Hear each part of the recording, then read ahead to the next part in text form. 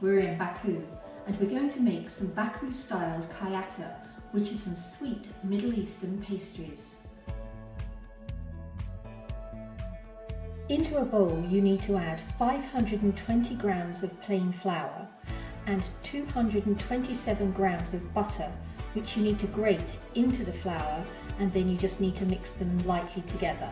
Once you've mixed the butter and flour together, you need to add 1 tablespoon of vanilla sugar.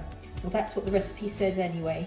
I don't have any vanilla sugar, so what I've done is added 1 tablespoon of caster sugar to this mixture, and then in a jug you need to add 240 millilitres of sour cream, and to this I've added a dash of vanilla extract. Also, into the sour cream you need to add a pinch of salt and 1 teaspoon of baking soda, which is bicarbonate of soda. And then you need to pop this into your bowl along with 1 egg white and mix it up until you've formed a dough. After giving your biceps a really good workout making the dough, you need to split it in half, so cut it in half with a knife, wrap each half in some cling film and pop them in the fridge for about an hour.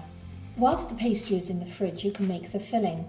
Into a bowl you need to add 100 grams of granulated sugar, 140 grams of plain flour, and then you need to grate in 113 grams of cold unsalted butter and just mix it all together, just very roughly. You also need to add 1 tablespoon of vanilla sugar.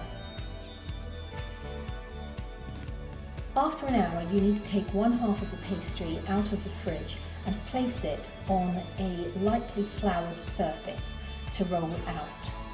Once you've rolled it out to about 3 to 5 millimeters thick, take your filling and sprinkle half of it, this looks really weird, over the pastry. In the absence of vanilla sugar, I've actually just sprinkled the top of my filling with a bit of cinnamon just to give it a bit more taste. You then need to roll up the pastry, a bit like a roulade, and then cut it into slices and place on a baking sheet. Then place them on a baking tray, which is really tricky because all the middle keeps falling out. Before you pop them in the oven, you need to glaze the tops of the Kyatas. Do you remember that egg white we used earlier for the pastry? Well, I hope you kept the egg yolk, because you're going to need the egg yolk, 1/2 teaspoon of olive oil and 1/2 teaspoon of saffron infused water.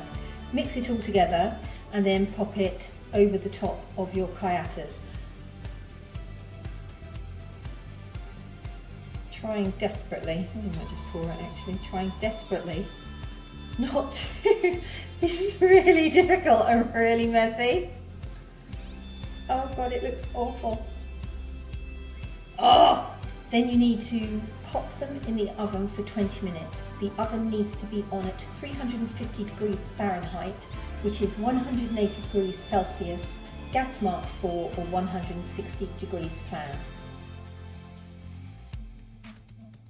When they're cooked, take them out of the oven and let them cool on the tray, and then just eat them with a nice cup of tea.